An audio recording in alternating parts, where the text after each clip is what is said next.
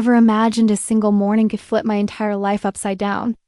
One moment, I was the quiet, hardworking employee who never complained. The next, I was being dragged into a conference room, surrounded by cold eyes as my boss, Mr. Dalton, flipped through a stack of printed emails I had supposedly written. Emails full of errors, missed deadlines, approval failures, things I never did. I couldn't breathe.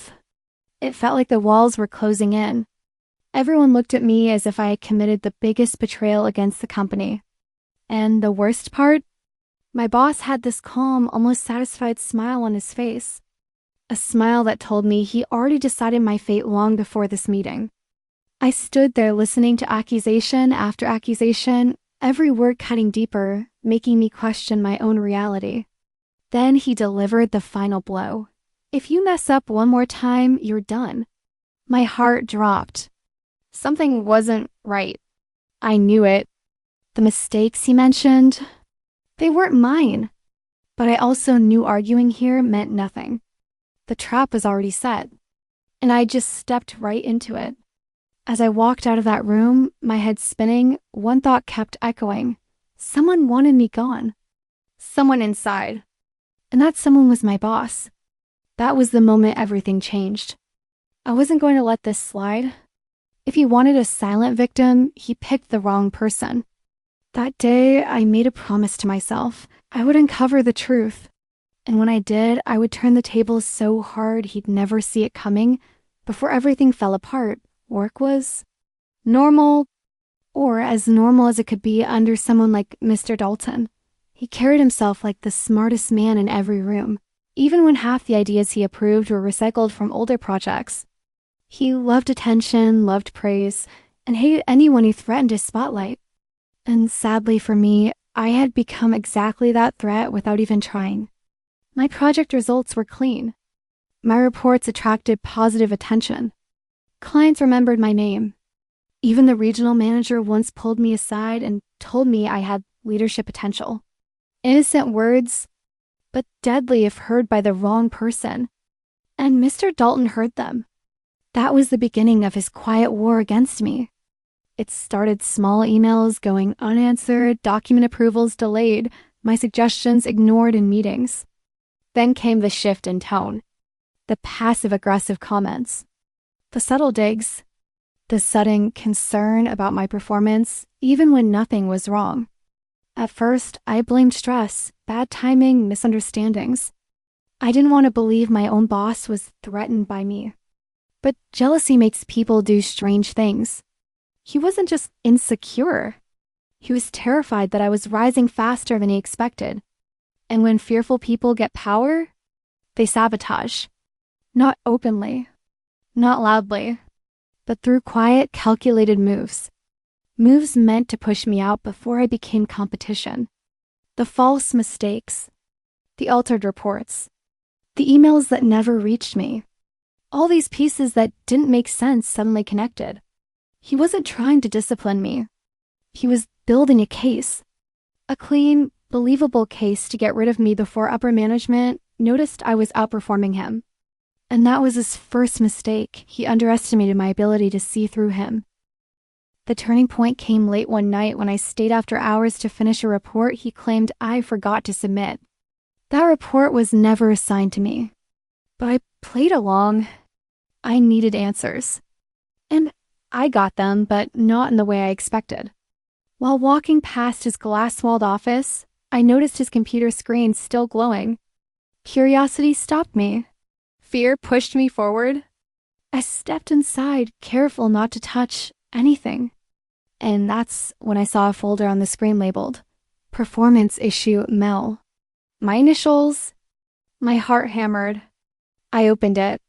Inside were altered documents, screenshots of emails I never wrote, project files with changes I never made. Someone had edited my work intentionally, and the metadata confirmed it.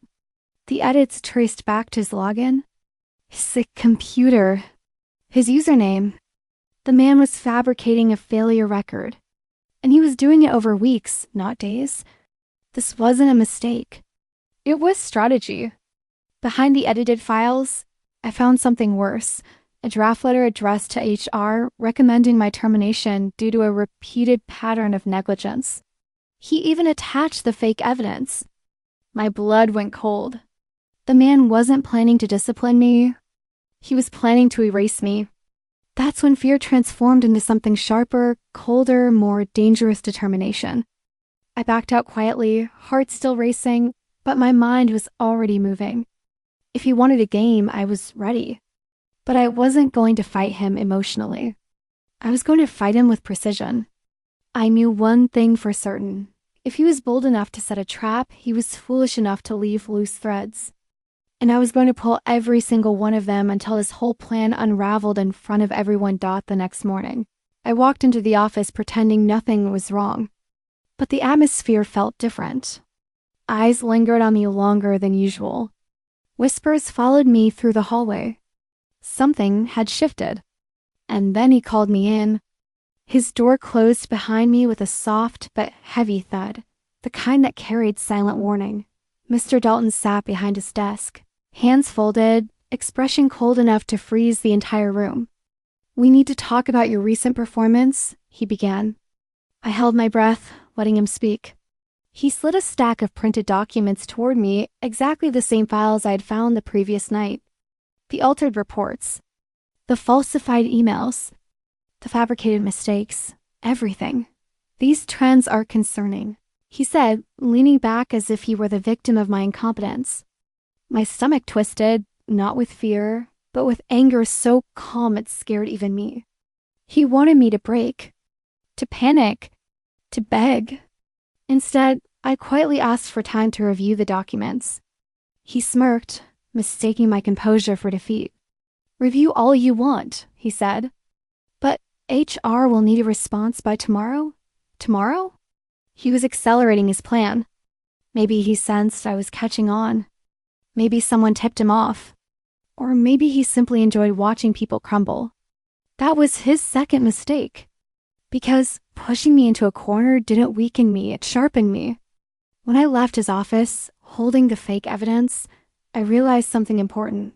He believed the trap was perfect. He believed I was outmatched. And he believed no one would ever question him.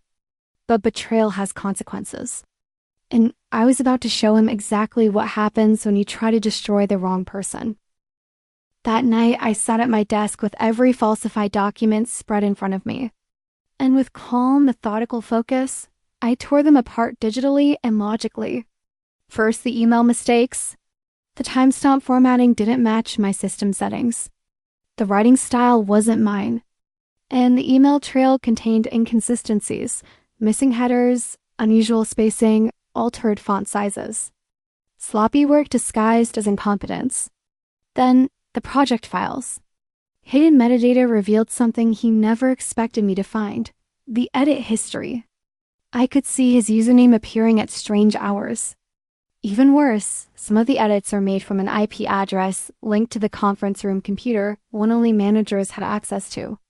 I spent hours collecting screenshots, compiling logs, backing up everything in multiple locations. The more I dug, the more disgusting it became. He wasn't just sabotaging my work. He was rewriting my entire professional history. And for what? A promotion? A reputation boost? To eliminate a rising threat? The answer didn't matter. What mattered was evidence, and I was gathering more than enough. But then I found something that changed everything. A forwarded email chain buried deep in the metadata traced to another manager. Someone else knew what he was doing. Someone was helping him. The betrayal wasn't just from one person. It was from two. The realization hit like ice water. This wasn't a personal attack. It was a coordinated plan. And if they were working together, their confidence meant they believed no one could touch them. They were wrong. Very wrong. And now that I had proof, the plan forming in my mind became crystal clear. I wasn't just going to defend myself. I was going to expose both of them at the same time. Revenge doesn't always need noise. Sometimes it's strongest when delivered with absolute silence. For the next 2 days, I acted painfully normal. I greeted my coworkers. I completed tasks. I smiled at the very people plotting against me. Every harmless interaction made them more comfortable, more confident, and more sloppy. Meanwhile, I set my strategy into motion. First, I created a secure, time-stamped report documenting everything I did data, screenshots, altered logs, and recordings of discrepancies. Then I placed all of it in a private cloud folder linked to a scheduled email. If anything happened to me, termination, forced resignation, anything, the report would automatically be sent to the regional director, HR head, and corporate compliance. Next, I tracked down the second manager involved. I reviewed his communication with my boss and uncovered signs of desperation, budget failures, poor client ratings, mistakes Dalton had quietly covered for him. They were trading favors, and I was the payment. Finally, I prepared the trap. I approached HR first, not with accusations, but with a calm request for a meeting to clarify discrepancies. HR loves documentation, especially when it's organized and unemotional. I knew once they saw the evidence pattern, their instinct would kick in, protect the company from liability. But I didn't stop there. I also submitted an anonymous whistleblower tip to the compliance department with enough detail to force them to investigate quietly. And then, the final move. I scheduled a presentation for the next team meeting, pretending it was about my project updates. But the deck I prepared held something far more explosive: data patterns exposing unauthorized alterations in key files. Without mentioning names. Not yet. Let them walk into the fire themselves. My plan wasn't just revenge. It was justice delivered with precision. The team meeting room felt unusually alive that morning. People chatted lightly, unaware of the storm brewing beneath the surface. My boss walked in with his usual confident stride, wearing the smugness of someone who believed he already won. The second manager followed closely behind, avoiding eye contact with me. I sat there calm, composed, and ready. The projector lit up the room. I began the presentation like any normal update: smooth, steady, professional. But halfway through, I transitioned to the part they never expected. Recently, I noticed unusual inconsistencies in project files, I said, clicking to the next slide. The room shifted. Chairs creaked. Eyes sharpened. The slide displayed graphs showing suspicious edit timestamps, all made during hours I wasn't logged in. Another slide, metadata clusters identifying unauthorized system access. Then another, discrepancies in approval logs matching manager-level credentials. I didn't accuse. I didn't names. I didn't need to. The evidence spoke louder than any accusation ever could. My boss's face drained of color. The second manager shifted uncomfortably, tapping his foot. The room buzzed with silent shock. Then the department head, who had been silently observing, leaned forward. "These are serious concerns," he said. "We'll need to look into this immediately." That's when HR walked in unexpected to everyone except me. Their arrival was not coincidence. It was timing. Perfect, calculated timing. "Actually," the HR lead said, "we already are." My boss's eyes widened. Panic flickered. His breathing changed. He realized he was no longer in control. And for the first time since this nightmare began, I felt the balance shift. The trap had closed, and he was standing right in the center of it. The investigation moved faster than anyone expected. HR pulled system logs. Compliance cross-checked access records. IT verified metadata from the very files my boss altered. Every breadcrumb he left behind, every careless oversight, every timestamp he thought no one would notice. It all came back to choke the narrative he built. When they called me in for the final meeting, I felt strangely calm. This time, the room didn't feel suffocating. It felt fair, balanced, honest. They asked me a few questions about timelines, access, and communication patterns. I answered simply, without emotion or embellishment. The truth didn't need decoration. Then they brought him in. Mr. Dalton entered the room with a pale, drained expression. Gone was the confidence. Gone was the smirk. He looked smaller, like someone who had been stripped of the power he hid behind. They laid out the evidence in front of him. Every altered file. Every unauthorized access. every falsified email. He didn't deny it. He couldn't. His voice cracked when he tried to explain it away. Said he was under pressure, trying to maintain performance, made mistakes. But sabotage isn't a mistake. It's a choice, a deliberate act. And he made it repeatedly. The second manager didn't fare any better. He couldn't justify the forwarded emails or his involvement in withholding my project approvals. By the end of the meeting, HR made their decision. He was removed. Immediately, security escorted him out of the building while the entire office watched in stunned silence. The second manager received disciplinary action and was demoted. And me? I wasn't just cleared. I was publicly acknowledged for catching system vulnerabilities and protecting project integrity. It wasn't revenge through anger. It was justice through truth. And it felt far better than any dramatic retaliation ever could. The days that followed felt strangely light. After months of hidden tension, the office atmosphere shifted. People who once whispered behind my back now offered encouragement, apologies, or quiet nods of respect. I didn't hold grudges. I didn't need to. The truth had already done what truth always does rise. The department head called me into his office. For a moment, I expected another round of questions, but instead he said something that left me stunned. We need people who can spot problems before they grow. You've proved you're one of them. He wasn't talking about punishment or investigation anymore. He was talking about leadership. Then he offered me a new position, one with independence, authority, and trust. A role Mr. Dalton had once used all his energy trying to keep me from reaching. That irony wasn't lost on me. But I didn't celebrate with shouting or bragging. I accepted quietly with steady confidence.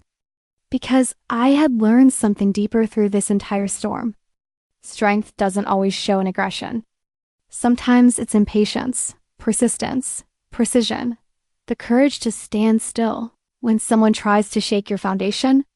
And as I sat at my new desk, looking out the window at a horizon I once feared would disappear, I felt something I hadn't felt in months. Peace.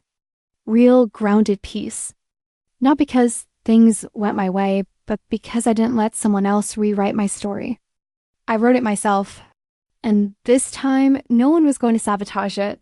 Looking back now, I realized something powerful. Betrayal doesn't always come from enemies.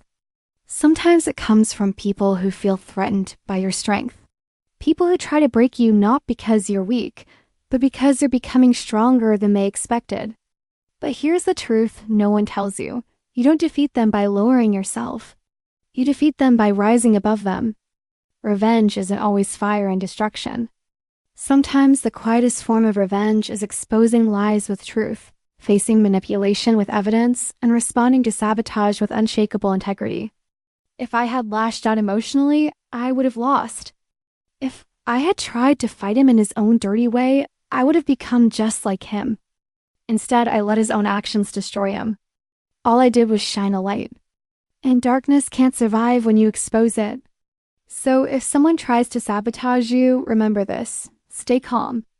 Stay observant. Stay strategic. Because the people trying hardest to break you are often the ones cracking underneath their own insecurities. And when they finally collapse under the weight of their own choices, you won't need revenge. Your success will be enough.